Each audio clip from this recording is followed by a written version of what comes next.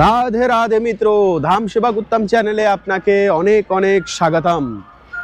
তো মিত্র, আজকে যে স্থানে নিয়ে এসেছি আশা করি চিত্র দেখে বুঝতে পারছেন যে কোথায় নিয়ে এসেছি। হ্যাঁ মিত্র, আজকে নিয়ে এসেছি মদন মোহন মন্দিরে।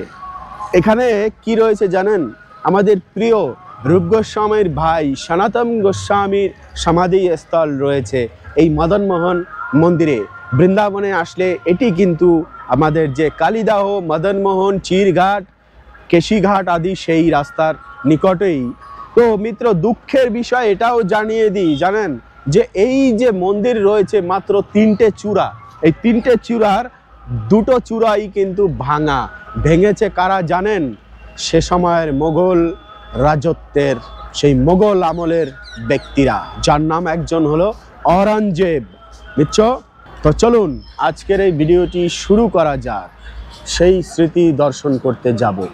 আজ থেকে প্রায় 550 বছর পূর্বে যখন গৌরাঙ্গ মহাপ্রভু আসেন, সে সময় অনেক বড় এক সন্ত মহাত্মা ছিলেন, যার নাম হলো সনাতন গোস্বামী।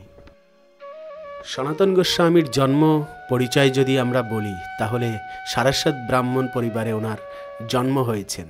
সে সময়ে অনেক বড় বিদ্বান পণ্ডিত ছিলেন সনাতন গোস্বামী এবং রূপ গোস্বামী, 2 ভাই।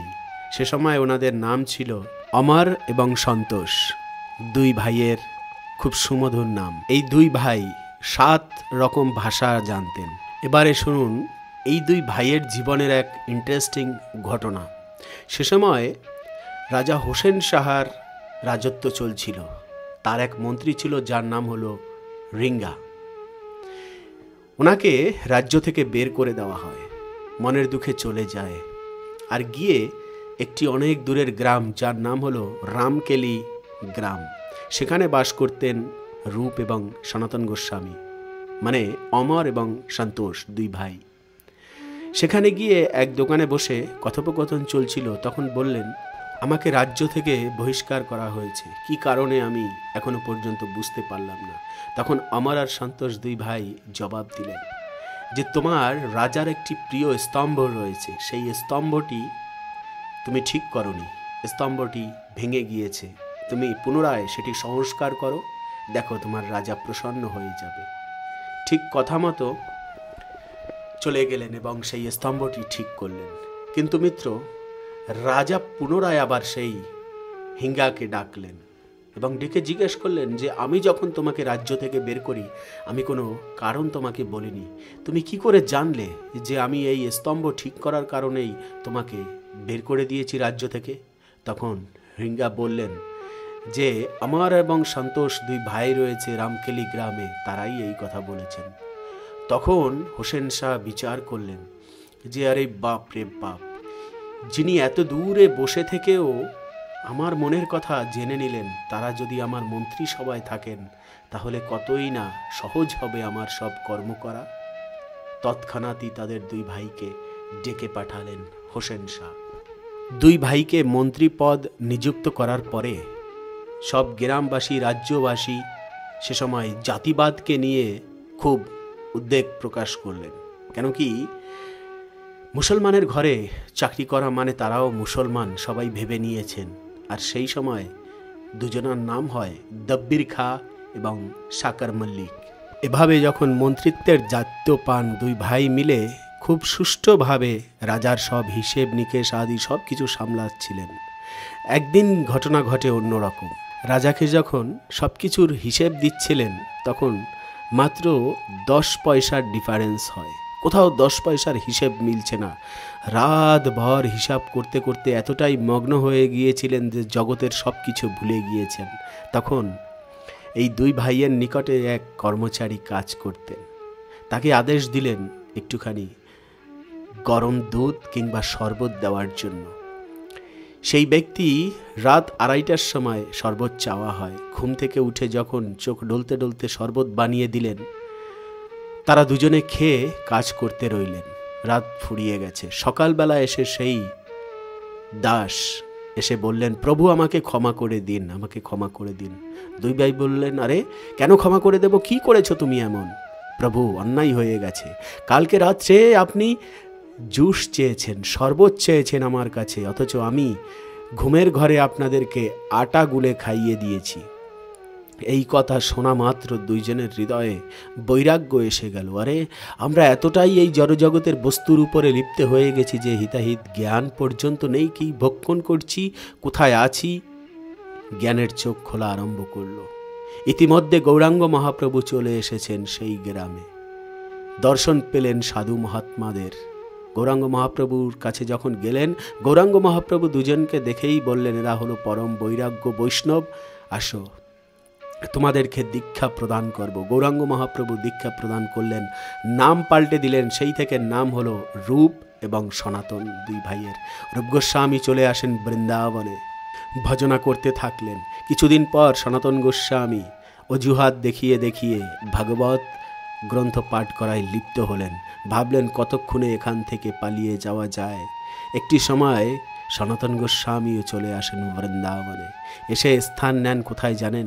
এই পবিত্র স্থানে, এই মদনমোহন মন্দিরে উনি ভজনা করতে থাকেন। আরও অনেক লীলা রয়েছে এই সনাতন গোস্বামীর জীবনে এবং রূপ গোস্বামীর জীবনে, নিত্য সংক্ষেপে আমরা আলোচনা করলাম।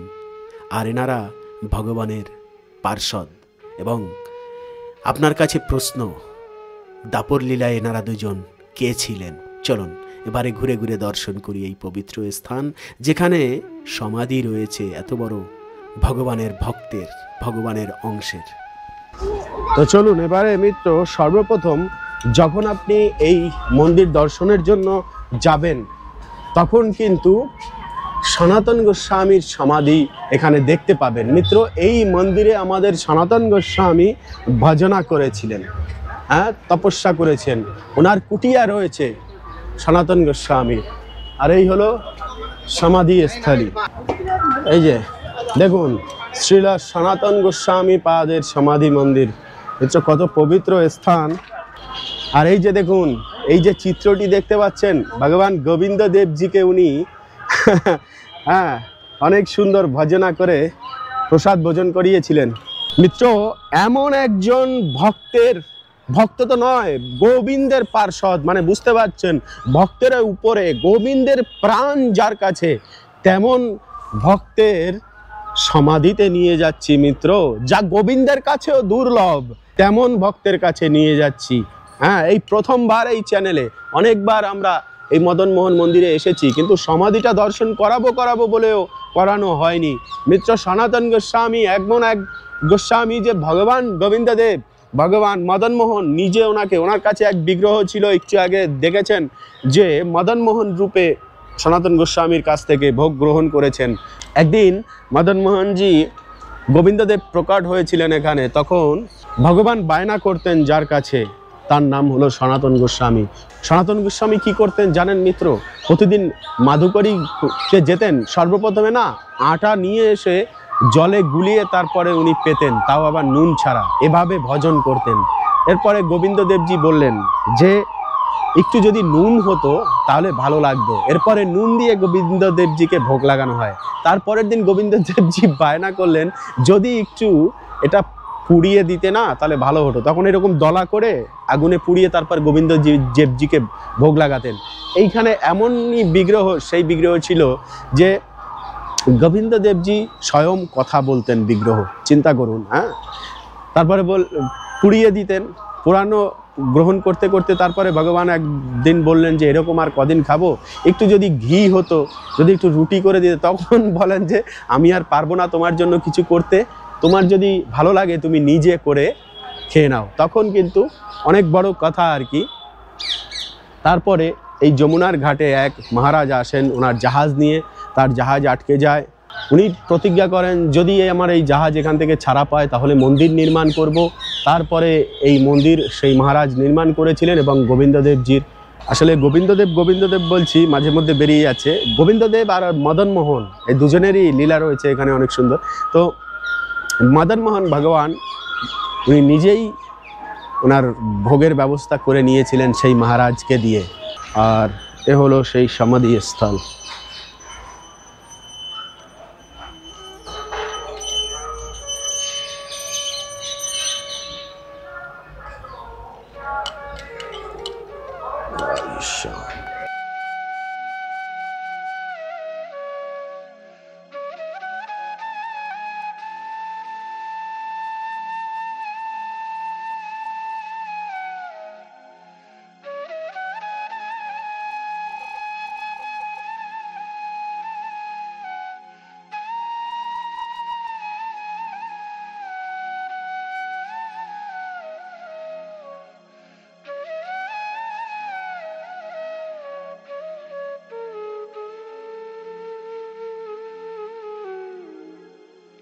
মিত্র, একটা কথা কি জানেন, যে আপনি কাকে ভালোবাসেন সেটা বড় কথা নয়, আপনাকে কে ভালোবাসে সেটা বড় বড় কথা। মিত্র, ভগবান শ্রীকৃষ্ণকে আমরা সবাই ভালোবাসি, কিন্তু কথা হলো ভগবান শ্রীকৃষ্ণ কাকে ভালোবাসে সেইটা বড় কথা। হ্যাঁ, সনাতন গোস্বামী এমন একজন গোস্বামী মহারাজ, গৌরাঙ্গ মহাপ্রভু ওনার জন্য পাগল ছিলেন, জানেন। সনাতন গোস্বামী, রূপ গোস্বামী, ওনারা দুই ভাই, গৌরাঙ্গ মহাপ্রভুর দুই নয়ন মিত্র, এত ভালোবাসতেন। হ্যাঁ, ওই জন্য গোবিন্দ যাকে ভালোবাসে তার কাছে সবচাইতে আগে আসতে হবে। হ্যাঁ, তবেই গোবিন্দকে পাওয়া যাবে। জয় সনাতন গোস্বামী কি জয়। দেখুন, সনাতন গোস্বামী তমাল বৃক্ষ রূপে যেন দাঁড়িয়ে রয়েছে। আর এই যে খেজুর বৃক্ষ লক্ষ্য করতে পারছেন, দেখেছেন আমাদের রাধাকুণ্ডের তটে, সেখানেও দুটো খেজুর বৃক্ষ রয়েছে, একটি যেন গৌর নিতাই। হ্যাঁ, আর এখানে সনাতন গোস্বামীর পাশেও এই যে খেজুর বৃক্ষ, আর হলো এই আরেকটি খেজুর বৃক্ষ।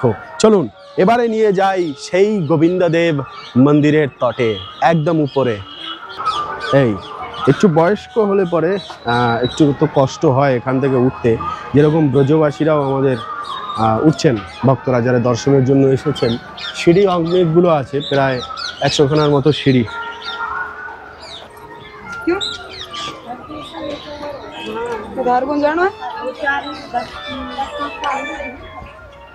আচ্ছা দেখুন, এই যে টিলা, এই পর্বতকে বলা হয় আদিত্য টিলা। আদিত্য টিলা কেন বলা হয় মিত্র? সূর্য, আদিত্য, দ্বাদশ সূর্য একসাথে প্রকট যেখানে হয় সেই স্থান কিন্তু মিত্র এটি। কিন্তু 12টা সূর্য একসাথে প্রকট হওয়ার কি দরকার ছিল, প্রশ্ন জাগতে পারে না? হ্যাঁ অবশ্যই, তো তার ঘটনা বলছি। ভগবান শ্রীকৃষ্ণ যখন কালিয়াকে দমন করেন, তখন এই স্থানে এসে যখন উঠলেন যমুনা থেকে, এই টিলা মানে এই পর্বতের উপরে উঠে রেস্ট নিয়েছিলেন। আর তখন স্বয়ং সূর্যদেব ভাবলেন যে গোবিন্দর এবার ঠান্ডা লেগেছে, এত সময় জলের মধ্যে ছিলেন, এটি ভক্তদের ভাব। তখন সূর্য নিজেকে দ্বাদশ রূপে প্রকট করে দিলেন এবং ভগবানকে তাপ দিয়ে সেই ঠান্ডা থেকে মুক্ত করলেন, সেবা করার সুযোগ নিলেন। তো সেই কারণেই ভগবান আদিত্য 12 সূর্য তাপ দিয়েছেন, তাই হলো দ্বাদশ আদিত্য টিলা। দেখবেন এখানে লেখা রয়েছে, এই স্থানে যদি আসেন দ্বাদশ আদিত্য টিলা বলে লেখা রয়েছে, যেখানে মদনমোহন মন্দির। আর এখানে তপস্যা করতেন আমাদের সনাতন গোস্বামী, গোবিন্দদেব ওনার সেবা নিতেন। এই স্থানে ওনার কত সুন্দর ভজন কুটির রয়েছে মিত্র, দর্শন করলে হৃদয় মুগ্ধ। আর রয়েছে এই যে পবিত্র তাল বৃক্ষ, 3-3টে চূড়া, অথচ 2টো নাট মন্দিরের চূড়া নেই। কত খারাপ লাগে বলুন এই দৃশ্য দর্শন করে। তো যাই হোক, কিছু করার নেই, আমাদের খারাপ লাগলেও।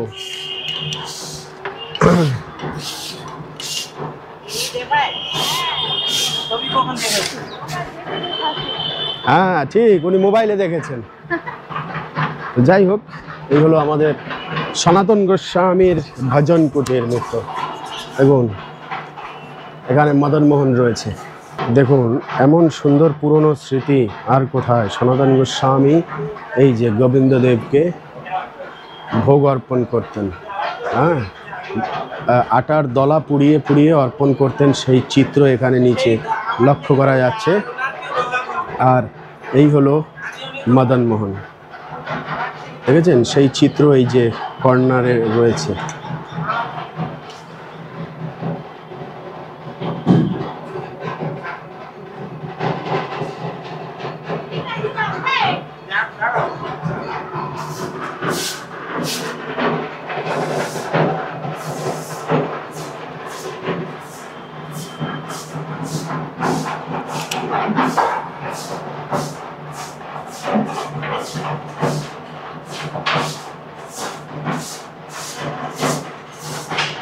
जय श्री गोविंद देव भगवान की जय। এবার বলুন মিত্র, আজকে এই যে মদন ভগবানকে দর্শন করালাম। সত্যি মোহন করার মতো বিগ্রহ না, প্রাণ ছুঁয়ে যায় দর্শন করলে, ব্যাস এটাই শান্তি। ব্রজধামে এসে গোবিন্দকে, মদন মোহনকে আমরা দর্শন করলাম। তো মিত্র, এবারে চলে আসলাম সেই আমাদের কালিয়াদহর কালিয়া নাগের স্মৃতির স্থান, আর আমাদেরও স্মৃতির স্থান। কালিয়া যেখানে বসবাস করতেন সেই যমুনার হ্রদ, যমুনার হ্রদ, সেটি হলো এটি। ভগবান শ্রীকৃষ্ণ এখানেই কালিয়ার ফণের উপরে উঠে নৃত্য করেছিলেন, আর ওপারে সব ব্রজবাসীরা, সব বালকেরা, গোপবাসীরা সবাই ছিলেন। কত সুন্দর আমাদের যমুনা মহারানী।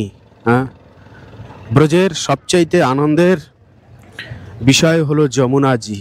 হ্যাঁ, রাধারানীর যেখানে প্রিয় স্থান সেখানে আমাদের প্রিয় স্থান হবে না কেন? হ্যাঁ, রাধারানী বলেছেন যেখানে যমুনা নেই সেখানে আমি যাব না। হ্যাঁ, যেখানে গোবর্ধন নেই, যত্র নাপি গোবর্ধনম, হ্যাঁ, যেখানে গোবর্ধন নেই সেখানে আমি যাব না। যত্র নাপি বৃন্দাবনম, যেখানে বৃন্দাবন ধাম নেই সেখানে আমি যাব না। মিত্র, সে কারণেই তো যখন রাধারানীর এত প্রিয়, আমাদের প্রিয় কেন হবে না? বৃন্দাবন ব্রজধাম অবশ্যই প্রিয় হতে হবে, আর ভগবান শ্রীকৃষ্ণের প্রিয় তো অবশ্যই। ঠিক বিকেলবেলা অনেকও ভক্তরা বিভিন্ন রকমের এখানে নৌকা রয়েছে যা আমাদেরকে পাড়ি দিয়ে নিয়ে যায় গোলকধামে। তাতে উঠে ভক্তরা নিয়মিত যাত্রা করছেন, যমুনাজির কৃপা প্রাপ্ত করছেন, স্নান করছেন ভক্তরা, এবং রাধে রাধে ধ্বনি দিতে দিতে এখান থেকে ফুল নিয়ে পূজাও সেরে নিচ্ছেন অনেক ভক্তরা। আবার কেউ কেউ বসে রেস্টও নিচ্ছেন আর যমুনাজির সৌন্দর্য উপভোগ করছেন। তো মূলত এই যে ঘাটটি মিত্র দেখা যাচ্ছে, নিধুবন দর্শন করে এসে সরাসরি এই ঘাটে প্রবেশ করলে পরেই কিন্তু নৌকা বিহারটি করা যায়।